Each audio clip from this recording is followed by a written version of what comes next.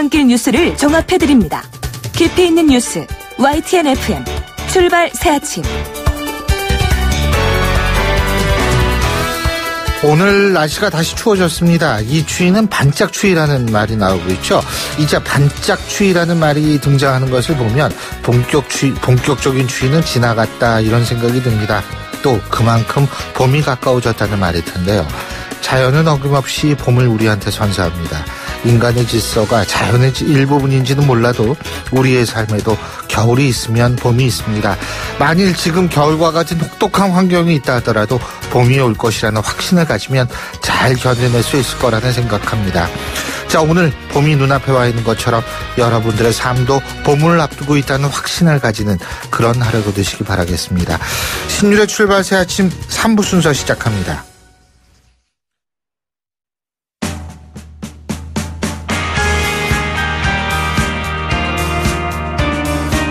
(2018) 평창 동계올림픽 발빠르고 심층적으로 분석해드립니다. 올림픽 특집 평창은 지금.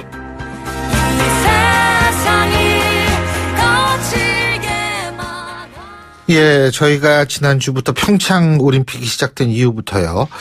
평창은 지금 매주 3부 첫 순서로 여러분께 전해드리고 있죠. 자, 지난주에 평창 어떤 소식이 있었는지 요약을 해보고 오늘 어떤 경기가 있었는지 알아보겠습니다. 최동호 스포츠 평론가 전화 연결하겠습니다. 안녕하십니까? 예, 안녕하세요. 예, 평창 동계올림픽 지난 주말 사이에 메달 주인공이 좀 많이 가려졌었는데 우리나라에서 임효준 선수가 쇼트트랙 남자 500m에서 첫 번째 금메달을 따냈죠. 예, 그렇습니다. 이 쇼트트랙 남자 500m에서 임효준 선수가 우리 선수단의 첫 번째 금메달을 안겼습니다. 결승에 임효준, 황대헌 두 선수가 올라갔거든요. 예. 근데 이 황대헌 선수가 넘어지면서 탈락을 했습니다. 이 혼자 남은 임효준 선수 이 세 바퀴 남겨놓고 선두로 올라섰고요. 이 끝까지 선두를 지켜서 금메달을 목에 걸었습니다. 근데 이 인터뷰가 재밌었어요. 이 결승만 올라가면 사고 칠 것 같았다 이렇게 얘기했거든요. 외국 선수를 타는 걸 보니까 오히려 자신감이 생겼다 이렇게 얘기하기도 했고요. 임효준 선수가 이 초등학교 때부터 이제 두각을 나타냈던 유망주였는데 이 중학교 때부터 거의 1년에 한 번꼴로 무려 7번이나 부상을 당했거든요. 예. 7번이나 이 수술을 하기도 했습니다. 그래서 더 빛나는 금메달이라고 볼 수 있겠고요. 임효준 선수 내일 1000m에서 이관왕에 도전합니다. 그렇군요. 그 여자 3000m 계주는 정말 대단했던 모양이더라고요. 예. 그 이유빈 선수가 넘어지면서 반 바퀴나 뒤졌는데 우리 선수들이 이걸 뒤집고서 1위로 결승에 올랐네요. 예? 예, 이 여자 3000m 정말 대단했죠. 우리 여자 대표팀이 3000m 계주 예선 경기를 보고서 예. 미국의 올림픽 주간 방송사죠. NBC의 안토노노 해설위원, 안토노노 기억하시는 분 김동성 선수죠. 맞습니다. 예. 참, 이 사람이 해설까지 해요? 네. 예. 안토노노가 이렇게 얘기했습니다. 도대체 얼마나 거리를 벌려야 한국을 이길 수 있을까? 이렇게 감탄했고요. 왜 이런 감탄이 나왔냐면은 이 3000m 계주가 111.12m 링크 27바퀴 도는 경기거든요. 네. 23바퀴 남겨놓고 이유빈 선수 넘어졌고요. 그러면서 다른 팀들의 반바퀴 이상 뒤진 겁니다. 이걸 끝내 뒤집었어요. 자, 올림픽 기록까지 세우면서 이 결승에 우리 대표팀이 올라갔고요. 최민정 선수는 여자 500m에서 8강에 올라서 이관왕에 도전합니다. 갑자기 오노 얘기하니까 헐리우드가 생각이 나네요. 예. 예. 자, 남자 스피드 스케이팅 에이스 이승훈 선수 말이에요. 5000m에서 5위를 기록했죠? 예. 이승훈 선수 이 남자 5000m에서 6분 14초 15로 5위를 기록했습니다. 5위인데도 이 성공적이라고 평가를 받았거든요. 왜냐하면은 이승훈 선수가 이 5000m, 1000m, 팀추월, 매스 스타트 4종목에 출전하는데 이 실질적으로 메달에 도전하는 두 종목은 매스 스타트입니다. 네. 매스 스타트 앞두고서 이제 컨디션 점검 차원에서 5000m에 출전했는데 이 후반에 페이스를 내는 스쿼트에 성공하면서 이승훈 선수 컨디션을 확인했고요. 아마도 본인 스스로가 자신감을 얻었으리라고 생각합니다. 이승훈 선수 2010년 밴쿠버 동계올림픽 1000m 금, 5000m 은, 2014년 소치 동계올림픽 팀 추월 은메달 따냈거든요. 오늘 24일에 이 메달을 노리는 네스 스타트에 참가합니다. 또 여자 아이스하키 단일팀하고 프리스타일 모굴 이 경기도 있었는데 이 여자 아이스하키 단일팀은 좀 성적이 좀 안 좋았어요. 예? 예, 안 좋았죠. 이 여자 아이스하키 대표팀이 스위스에 0대8로 크게 졌거든요. 워낙 이 실력 격차가 커서 이 선수들이 최선을 다했지만 역부족이었다 이렇게 볼 수가 있겠고요. 이 프리스타일 여자 모굴의 서정아 선수는 1차 결승에는 올랐는데 72점 31점으로 전체 20명 가운데 14위로 밀려나서 12명이 오르는 2차 결승 진출에 실패했습니다. 이 컬링 혼성 2인조, 이 더블 믹스, 이 개막과 함께, 전 국민적인 관심을 모았던 선수죠. 이 장혜지, 이기정 선수, 2승 5패로 플레이오프 4강 진출에 실패했고요. 피겨 스케이팅 단체전에서도 우리 대표팀이 9위를 기록했는데, 이 남자 싱글의 차준환 선수는 77.70점으로, 자신의 시즌 최고 점수 기록했고요. 예. 여자 싱글의 최다빈 선수도 쇼트 프로그램에서 65.73점으로 개인 최고 점수를 기록했습니다. 예, 그렇군요. 지금 현재 우리나라가 금메달 하나죠, 그죠? 예, 근데 그렇습니다. 메달이 좀 딴 나라는 좀 딴 게 있는 모양이에요. 예? 예. 우리나라가 현재 금메달 1개로 이 오스트리아, 프랑스, 스웨덴하고 함께 이제 공동 5위고요. 이 독일이 금세 동 1개로 1위를 차지했습니다. 이 네덜란드, 노르웨이, 미국이 2, 3, 4위에 올라서 선두 경쟁을 벌이고 있습니다. 그렇군요. 오늘 지켜볼 만한 경기는 뭐가 있어요? 여자 아이스하키 단일팀 경기가 있거든요. 오늘 오후 9시 10분에 스웨덴하고 비조 조별리그 2차전 치르고요. 이 스웨덴은 이 단일팀이 지난 4일에 있었던 평가전에서 1대3으로 피한 바가 있습니다. 그리고 이 빙상연맹의 행정착오 때문에 올림픽 출전이 좌절됐다가 극적으로 복귀한 선수가 있죠. 이 노선영 선수. 네. 스피드 스케이팅 여자 1500m에 참가하고요. 이 한국 스키 사상 첫 번째 올림픽 메달에 도전하는 최재우 선수도 이 프리스타일 스키 남자 모굴 2차 예선에 출전합니다. 그리고 우리나라 유일의 스키점프 국가대표입니다. 이 여자 국가대표입니다. 이 박규림 선수 노멀힐 개인 종목에 참가합니다. 그렇군요. 근데 이번 그 평창 올림픽 보면은 이 추위가 문제가 아니라 바람이 문제인 것 같다 이런 얘기가 있어요. 이 강풍 때문에 스키 경기가 미뤄지는 일도 있었나 봐요? 예? 예, 맞습니다. 사실 동계 스포츠는 이 추위가 아니라 이 강풍의 영향을 많이 받거든요. 예. 어제 이 정선 알파인 센터에서 열릴 예정이었던 이 알파인 스키 남자 활강하고 남자 슈퍼 제이조 경기가 강풍으로 인해서 연기됐고요. 이 스노보드 여자 슬로프 스타일 예선은 아예 취소됐습니다. 이 비행, 점프에서 비행하는 종목도 이 120에서 140km까지 속도 내면서 빠른 경사로 내려오는데 바람이 불면 굉장히 위험해지죠. 남자 활강 경기는 15일로 연기됐고요. 이 스노보드 여자 슬로프 스타일은 예선 없이 이 참가 선수가 모두 결선에서 순위를 가리게 됐습니다. 아니, 그래도 돼요? 그렇게 그러니까 예선 없이 그냥 모두 결선으로 올라가게 하고 막 이렇게 해도 되는 거예요. 조직위원회의 결정이거든요. 조직위원회가 올림픽 날짜하고 경기장 상황을 감안해서 특별히 일정을 조정하는 거죠. 예. 조직위 결정이면 가능합니다. 예. 예, 잘 알겠습니다. 오늘 말씀 잘 들었습니다. 고맙습니다. 예, 고맙습니다. 예, 평창은 지금까지 최동원 스포츠 평론가였습니다.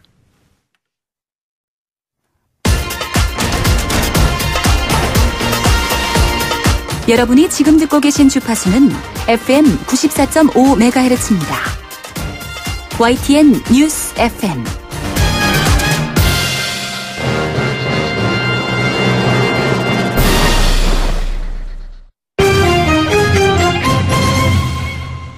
예, 경제 뉴스 알아보겠습니다. 한국경제신문의 정인설 기자 전화 연결돼 있습니다. 안녕하십니까? 안녕하세요. 예. 자, 이 얘기부터, 이게 월요일 아침인데 좀 안 좋은 소식부터 얘기를 하겠어요. 지난달 실업급여 신청자 수가 역대 최다였었다는 얘기부터 해야겠네요. 예, 1월 노동시장 동향 고용노동부 자료를 보면요. 예. 1월에 이제 실업급여를 새로 신청한 신규 신청자 수가 15만 2천 명이었고요. 이게 작년 1월보다 32.2% 증가했습니다. 신규로 실업급여를 신청한 인원이나 그 증가폭 모두 역대 최대 수치입니다. 특히나 이 최저임금 흔히 취약 업종이라고 하죠. 청소, 경비 이런 쪽에 몰린 사업 서비스 업 쪽이 좀 많았고요. 건설업도 좀 많았습니다. 이게 이 최저임금발 고용 절벽과 관계가 있느냐 없느냐 가지고 계속 말들이 많거든요. 일각에서는 최저임금 인상 올해 16.4% 인상된 그 영향이다라고 있는데 다른 얘기도 있는 거죠. 다른 분석. 이게 착시 현상이라는 그런 얘기도 있기는 있어요. 맞습니다. 이른바 설날 효과다 이런 얘기인데요. 고용노동부 설명은 이런 겁니다. 작년 1월에는 설 연휴가 1월에 있었거든요. 예. 그래서 연휴 있으니까 당연히 실업급여 신청이 적었겠죠. 근데 올해는 1월에는 2월에 있으니까 설날이 없으니까 오히려 신청자 수가 실업급여 수가 많았다. 그러니까 2월 설날 앞두고 돈이 없으니까 실업급여를 신청을 했다는 거. 실업급여 신청을 하고 바로 파진 않을 거 아니에요. 그래서 실업급여 신청한 인원이 많았다라는 설명인데요. 최저임금 인상 영향도 아니고 일시적인 거다 이런 얘기인데요. 14일 그러니까 모레 이제 고용노동부가 이제 그 고용 동향을 통계청이 고용 동향을 발표합니다. 이게 취업자 증가수, 신규 취업자 수가 발표되거든요. 이런 걸 보면 좀 더 이제 이번 최저임금 인상과 이 고용 시장의 상관관계를 약간은 좀 더 뚜렷하게 알 수 있을 것 같습니다. 근데 최저임금하고 상관관계가 없다 하더라도 중요한 것은 뭐냐면 설 연휴를 앞두고 있다. 이런 것도 충분히 이해합니다만 역대 최다였다는 거. 이번 설 때 유난히 많은 사람들이 갑자기 내가 급여를 받아야겠다 이런 거는 아니지 않습니까? 그죠? 설 앞두고 돈이 필요하니까. 글쎄요. 근데 직업이 없는 사람이 신청을 하는 거 아닙니까, 결국? 그렇죠. 그런데 이게 역대 최다였었다는 사실 자체는 좀 그냥 넘기기는 좀 모한 그런 수치가 아닌가 이런 생각이 들거든요. 그렇습니다. 예. 자, 무역 수지 흑자 기록이 6년 만에 깨질 수 있다. 이건 또 무슨 얘기입니까? 간세청 자료를 보면 2월 1일부터 10일까지 수출액과 수입액을 비교를 해보니까 18억 달러 적자였다는 거죠. 2월 전체는 아닌데 2월 1일부터 10일까지입니다. 네. 이게 그동안 우리 2012년 2월부터 무려 72개월간, 6년이죠. 6년간 계속 무역수지 흑자, 항상 사상 최대 행진을 했고요. 2016년 11월 이후부터는 계속해서 그 전달에 비해서 계속 늘었습니다. 15개월 연속 늘었는데 네. 이달 들어서 보니까 이게 약간 불안하다라는 거죠. 이제 수출 나홀로 질주, 이른바 반도체와 디스플레이가 견인하던 반디 효과가 사라지는 거 아니냐 이런 우려가 있습니다. 수출이 작년 같은 기간에 비해서 1.8% 줄었습니다. 반면 수입은 늘었거든요. 이유는 원유 가격이 상승해서 수입액이 원유 수입액이 60% 는 이유도 있고요. 초기니까 연초니까 반도체 설비 투자가 활발하게 이루어지다 보니까 반도체 관련 장비 수입이 늘었다 이런 얘기가 있는데 문제는 수출이 좋으면 다 가능하게 다 이걸 극복할 수 있거든요. 근데 수출이 지난해 워낙 좋아서 이건 또 반대죠. 작년에 설날이 1월에 있었다고 했잖아요. 이제 이번에 2월에 있으니까 이게 오히려 좀 그런 영향이 있는 것 아니냐. 조업일수가 오히려 작년보다 하루 적거든요. 2월 같은 경우에는. 그래서 이게 조업일수를 고려한 하루 평균 수출액은 작년에 비해서 오히려 늘었으니까 2월에 느냐 안 느냐 문제인데 2월엔 또 중요한 건 설날이 껴 있잖아요. 이게 수출입 내지는 흑자, 적자, 무역수지에 어떤 영향을 미칠지는 2월 말, 3월 초에 알 수 있을 것 같습니다. 그렇군요. 자, 그리고 보험금을 탈 수 있었는데 잘 몰라가지고 못 찾은 보험금이 정말 많다고 하는데 저도 사실은 좀 있을 것 같거든요. 찾아보셨나요? 찾아봐야 되겠어요, 오늘. 예. 6주 만에 60만 명가량이 이런 숨은 보험금을 찾아갔다 그러죠. 작년 12월 18일부터 시작이 됐었는데요. 내보험 찾아줌. 을 치면 나옵니다. 검색어에. 이 내보험 찾아줌 시스템에서 조회를 할 수 있는데 기존에 다 말씀을 드렸었지만 이건 휴면 보험금뿐만 아니라 만기 보험금 아니면 만기가 안 된 중도 보험까지 다 조회할 수 있거든요. 저도 조회해봤습니다. 혹시나 있을 줄 알고. 네, 없었어요? 예, 공돈이 하나도 없더라고요. 일부러 없는 척하는 거 아니에요? 있다고 해도 없다고 해야 되는 거죠. 네. 예, 없습니다. 근데 이게 저 같은 사람이 일단 6주간 214만 명이 접속했고요. 처음부터 접속 불안이 너무 많은 사람이 몰려서 접속이 잘 안 됐었잖아요.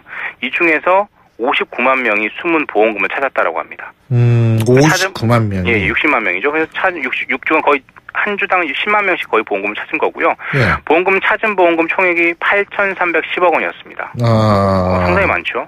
그런데도 아직 전체 숨은 보험금이 7조 4천억 원이니까 11%만 찾은 거거든요. 아직도 90%가 기다리고 있는 거죠. 어떤 사람은 뭐 2억 원 보험금은 뭐 몇 년 만에 찾았다라고 하는데 2억 원? 예, 공통이 생긴 거죠. 내 보험 찾아줌 시스템에서 한번 찾아보고 정말 이게 보통은 그 공인인증서가 있어야 되잖아요. 근데 그렇죠. 그런 거 같은 경우는 그냥 휴대폰 전화 번호 인증 가지고는 되거든요. 손쉽게 되니까 뭐 지금은 많이 몰리는 것 같지 않아요. 내 보험 찾아줌 한번 가서 한번 확인해 보는 것도 내가 보험 뭐 가입했는지도 쫙 나와요. 정말 제가 이렇게 많은 보험을 가입했는지 저도 새삼 알게 됐는데 예. 한번 검색을 해보시는 게 뭐 다 좋을 것 같습니다. 알겠습니다. 그리고 이른바 청년들이 살 수 있는 반값 주택이 입주 신청을 시작했다고 그러죠? 반값 주택 뭐 말들이 많은데 정말 반값 주택이 있어라고 하는데 일부 있다는 거예요. 청년 매입 임대 주택이라는 건데요. 이건 뭐냐? 네. 저소득 대학생과 취업 준비생들에게 시세의 30에서 50%를 공급해 준다는 겁니다. 내가 대상이 되는지 알아보면 좋을 것 같은데 일단 대학 그 가입 신청 자격은 대학 재학 중인 학생이고 임대주택이 있는 곳과 다른 시군구 출신이어야 되고 취업 준비생은 2년 대학 졸업한 지 고등학교 졸업한 지 2년 이내면서 현재 취업을 준비 중인 청년인데요. 중요한 건 이렇게 많지가 않아요. 물론. 취직하면 나가야 돼요, 여기? 그 여건은 몇 년에 나가야 되겠죠, 당연히. 근데 이제 대학생 아니면 취업 준비생들에게만 주는 거니까 예. 취업을 하면 아마 일정 기간 내에 아마 나가야 되지 않을까 싶은데 그 계약 기간에 대해서 한번 알아봐야 될 것 같은데요. 예. 다른 사람들이 있을 거 아니에요. 그렇죠. 근데 이게 많지가 않습니다. 올해 1차 물량이 430. 진짜 많지 않네요. 예, 수도권은 274개고 부산대구 광역권, 지방권에 156건데 이걸 늘려야 되겠죠. 왜냐하면 LH에서 제값에 사서 싸게 주는 거거든요. 이게 다 결국에 LH 공돈이 드는 거고 뭐 큰 의미에서 뭐 세금이 드는 건데요. 이걸 늘리고 싶겠지만 돈이 문제인 거고요. 중요한 것도 1순위 입주 자격이 생계 의료급여 수급 가구나 한부모 가정 이런 분들에게 1순위가 가거든요. 그래서 일반적인 사람들에게 기회가 갈지는 모르겠는데 아무튼 이걸 많이 늘려야 될 것 같고요. 12일부터 입주자 공고를 내서 26일부터 다음 달 2일까지 신청을 받아서 3월 23일 다음 달 3일에 그 선정 결과를 발표한다라고 합니다. 그렇군요. 자, 그리고 보이스피싱이 많이 줄다가 작년에 급증했다고 그러는데 이거 왜 그런 거예요? 사드 보복 때문이다 이렇게 경찰은 얘기하고 있습니다. 무슨 얘기냐? 사드 보복 때문에요? 네, 예. 보이스피싱 조직은 다 거의 대부분 중국에 있잖아요. 예. 근데 중국 공안과 협조가 필수적인데 작년에 같은 경우 중국 공안들하고 이제 같이 잡자라고 검거라고 하자라고 하면 전혀 비협조적으로 나왔다는 거예요. 2016년까지만 해도 상당히 적극적이었는데 지난해에는 주소까지 알려주고 여기 가면 잡을 수 있습니다라고 해도 움직이지 않는다라는 게 경찰의 설명입니다. 실제로 작년 1월부터 9월까지의 그 보이스피싱 범죄 건수가 17,000건으로 1년 전에 비해 40% 늘었거든요. 예. 근데 이제 작년 말에 이제 사드 봉합하기로 했잖아요. 또 그때부터는 또 괜찮아졌다라고 해요, 분위기가. 최근에는 공조수가 한중 공조수사가 조금 더 원상 회복이 돼서 약간은 좀 보이스피싱 조직이 좀 줄고 있나 봅니다. 근데 우리 청취자 여러분이 또 조심하셔야 될 게 요새는 보이스피싱뿐만이 아니고 이 아파트 같은데 편지를 넣어놓고 간다는 거예요. 협박 편지. 돈 내놔라. 뭐 내가 당신네 이 자세한 정보를 다 알고 있다. 뭐 경찰에 알리면 뭐 어떻게 하겠다. 이런 식이 있는데 그거 그 사람들도 모르고 일종의 보이스피싱 같은 그 근거 없는 협박이니까 여기 넘어가시면 안 돼요. 레터피싱이라고 그래야 되나요? 글쎄 뭐 그 정도 돼야 되겠죠. 근데 어쨌든 요새는 방법도 다양해지고 있대요. 심지어 뭐 출두명령서까지 그런 식으로. 그런 건 검찰 출두명령서는 꽤 있었죠. 예, 언제까지 와야 되고 하니까 인적사항 먼저 조사하겠습니다. 이런 것들이 있었죠. 요새는 또 그런 협박성 편지까지 이제 막 온다 그러거든요.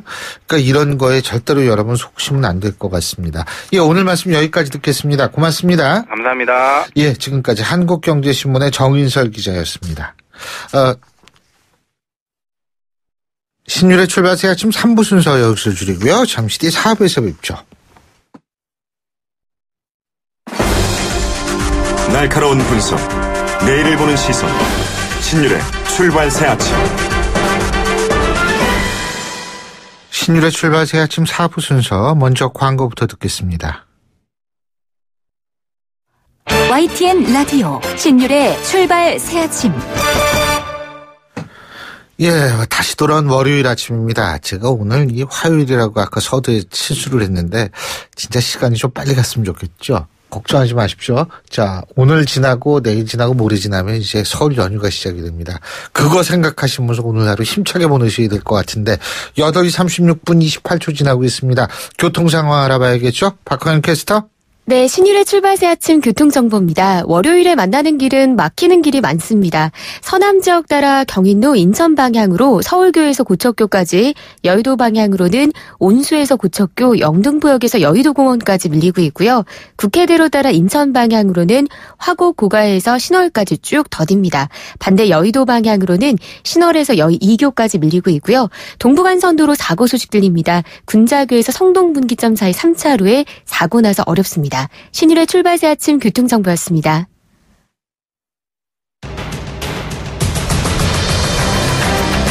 매주 월요일 아침 정치권의 복잡한 이슈를 말끔히 정리해드립니다.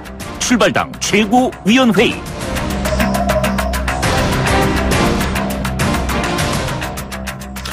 예, 매주 월요일 날 함께하는 두 분 오늘도 어김없이 스튜디오에 나와 계십니다. 데일리안의 이종근 논설실장이십니다. 어서 오십시오. 안녕하십니까. 좀 늦어서 열심히 뛰어왔습니다. 진짜 수고하셨습니다. 예, 올림픽이 열리는 평창에서 선수들과 관중들과 또 지켜보는 시청자 여러분들도 모두 이렇게 숨가쁘게 뜨거운 숨을 몰아쉴 것 같습니다. 이종근입니다. 또 그게 평창하고 연결이 되네요. 예.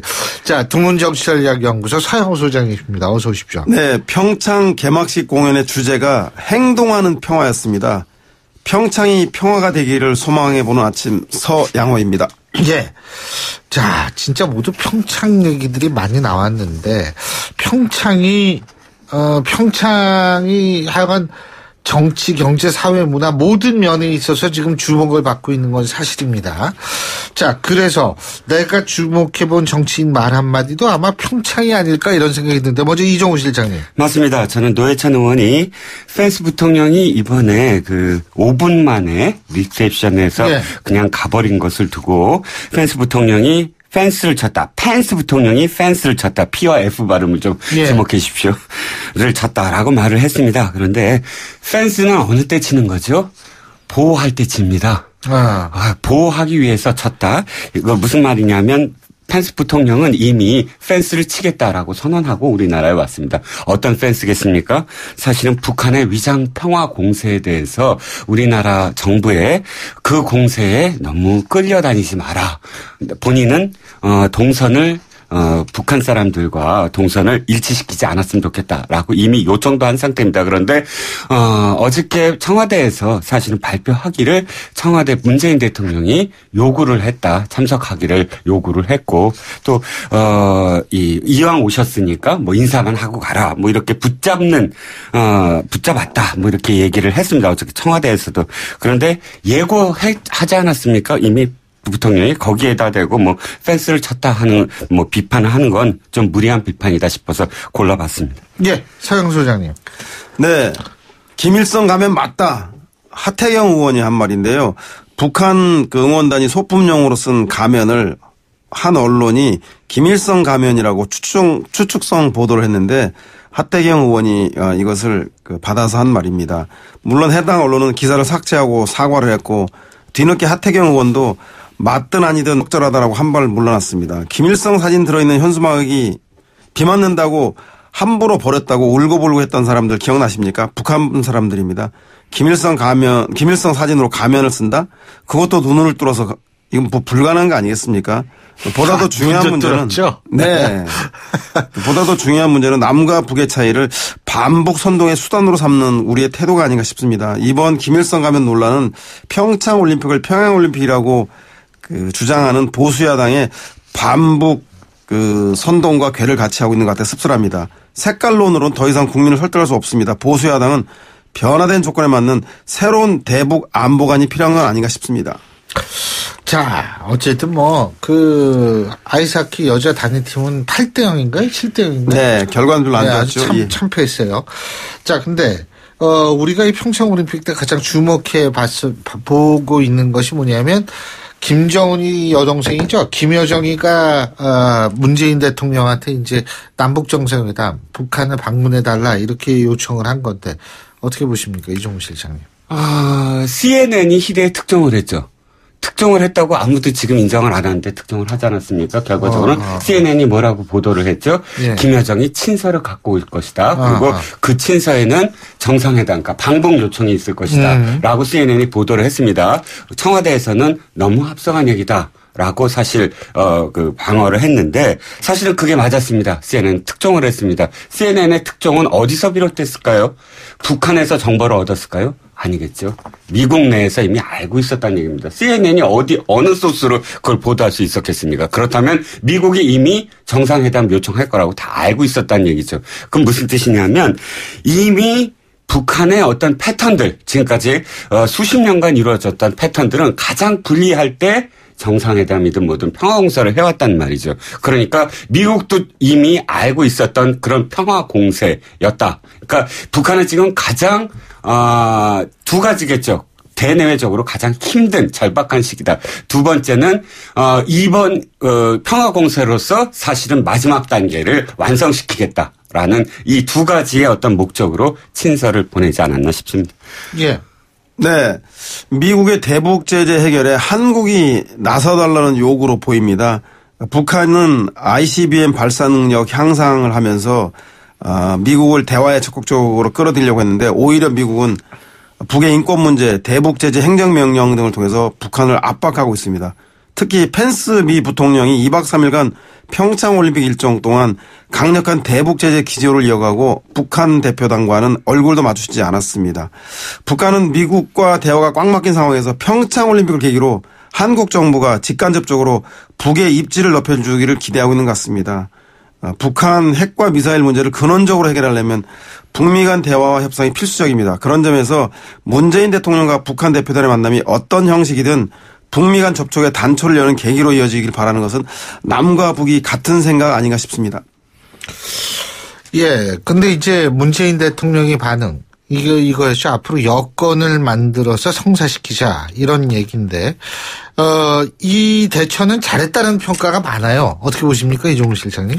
어차피 대한노인회 회원들 40명을 초청해서 청와대에서 오찬을 할 때 문재인 대통령이 이렇게 얘기했습니다. 유약한 대화는 하지 않겠다.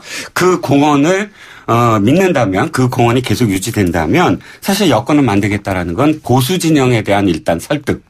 그다음에 두 번째는 미국에 대한 설득은 먼저 해야 되겠죠. 미국에 대해서 설득을 네. 하고 마지막으로는 시간을 벌어서 북한에 대해서 최소한의 태도를 보여라. 그러니까 미국과 대화를 하려면 최소한 또 내가 정상회담을 하러 북에 가려면 북이 핵과 관련한 태도를 바꿔야 된다. 최소한의 어떤 태도를 바꿔라라고 설득할 수 있는 시간. 이 세 가지의 설득에 시간이 필요하겠죠. 그래서 이야기했겠고 당연히 그것은 뭐 그 칭찬을 받아 마땅한데 문제는 그 시간 벌기가 결국은 북한을 무조건 간다라는 어떤 설정 위에서 하고 있다면 어차피 지금 그 최소한이라는 게 핵을 그 자체로 뭐 동결한다든지 이 정도의 어떤 조건으로 보수와 미국을 설득시킬 수 있겠느냐. 그건 미지수라는 것이죠.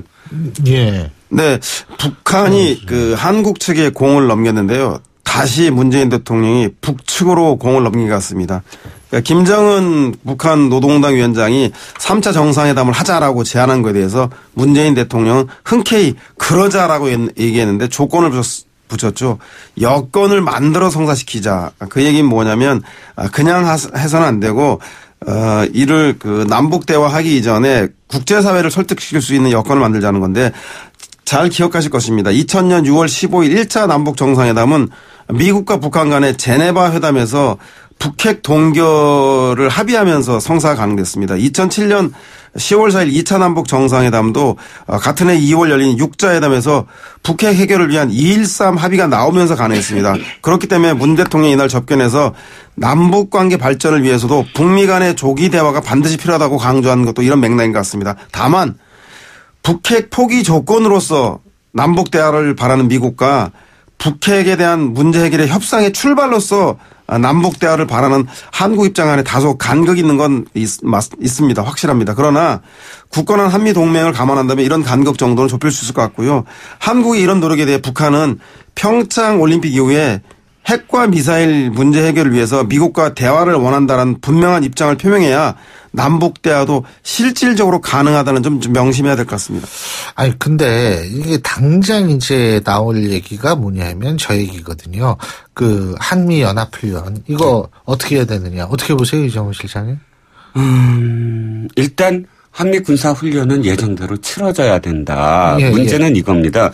그것을 만약에 그 어떤 이유로라도 또다시 연기해버리면 그야말로 중국이 얘기하고 있고 북한이 요구하고 있는 쌍중단이라는 하나의 어떤 조건이 되는데 쌍중단은 그러니까 그렇게 균형이 잡힐 얘기가 아니죠. 무슨 얘기냐면 한미 연합 훈련 때문에 핵을 개발하는 게 아니거든요.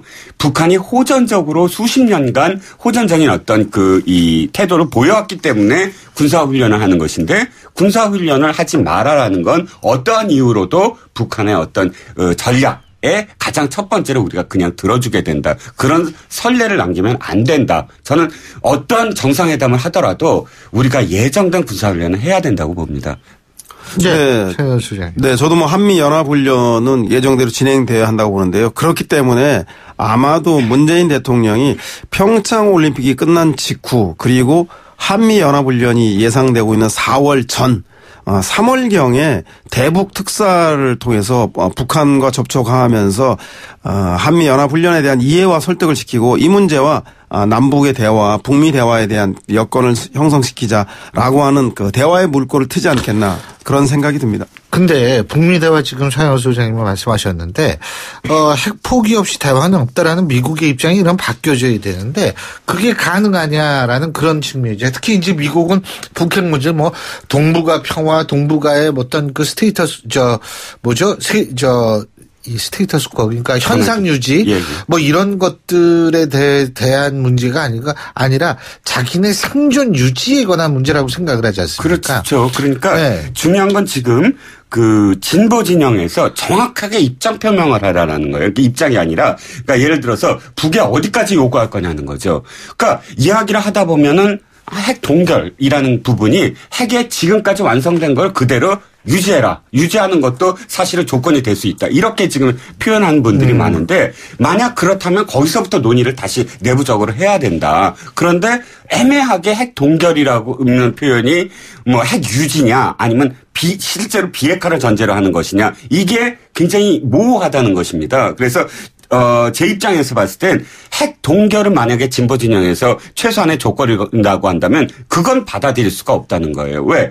95% 이상의 핵이 지금 완성이 됐는데 여기서 동결한다면? 정동영 의원하고 제가 오늘 일부에서 인터뷰를 했는데 핵이라는 건 핵과 미사일 두 부분 아니겠어요? 근데 이 핵폭탄, 핵무기는 이미 완성이 된 거고 지금 이제 미사일이 남았다는 거예요. 미사일. 그러니까 핵 동결이라는 것이 미사일 수준을 멈추겠다고 하는 건지 어떤 건지 모르겠습니다만 완성된 핵무기는 인정하는 쪽이다. 이런 식의 해석도 가능하게 되는데 이 말씀이신 것 같아요. 약간 좀 달라요. 핵의 마지막 왕선 단계는 실전 배치입니다. 실전 배치라는 거는 실제로 지금 북이 미국에 쏠 수 있는 사용 가능한 핵, 물론 그것이 핵과 그것을 실어 나눌 수 있는 미사일이 합치돼야 되는데 그 미사일에 합치된 핵이라는 건 소형 다탄두가 돼야 되는데 실제로 소형 다탄두가 가능하냐는 건 과학자들 사이에서도 아직은 약간의 단계가 남아있다라고 지금 표현을 하고 있거든요. 그러니까 물론 그것까지 포함해서 완성된 단계는 거의 코앞까지 와 있다. 그런데 여기서 동결한다는 건 아무런 의미가 없다는 거예요. 그건.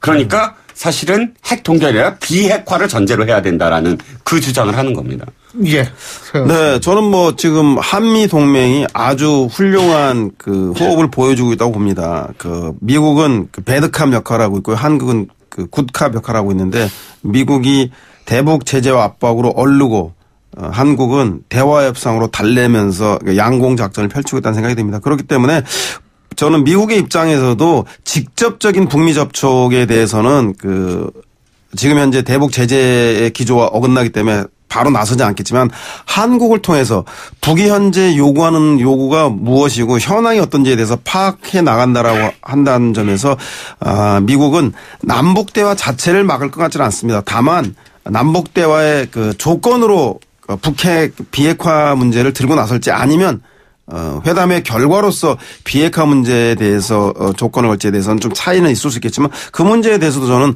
한미 양국 동맹 간의 그 논의를 통해서 훌륭히 극복할 수 있다는 생각이 들고요. 문제는 북한이 이 남북 간의 테이블에서 어떤 조건을 꺼내놓을 수 있을지 그걸 뭐 지켜봐야 되지 않겠나. 그래서 미국은 남북 대화 자체는 막을 것 같지는 않습니다. 근데 지금 미국의 입장에서 볼 때는 북한의 숨통을 지금 막 쥐고 있다. 제재로서 조금만 더 쥐면은 북한이 손들고 나올 수 있는 가능성이 있는데 이게 남북 대화라는 그런 것 때문에 북한이 오히려 또 다른 숨구멍이 만들어져 가지고 이게 얘가 복잡해지는 것 아닌가라는 우려를 할 수 있는 것 아닌가라는 분석이 있더라고요. 자, 남북 정상회담에서 북이 요구할 건 뭐죠? 개성공단과 금강산입니다.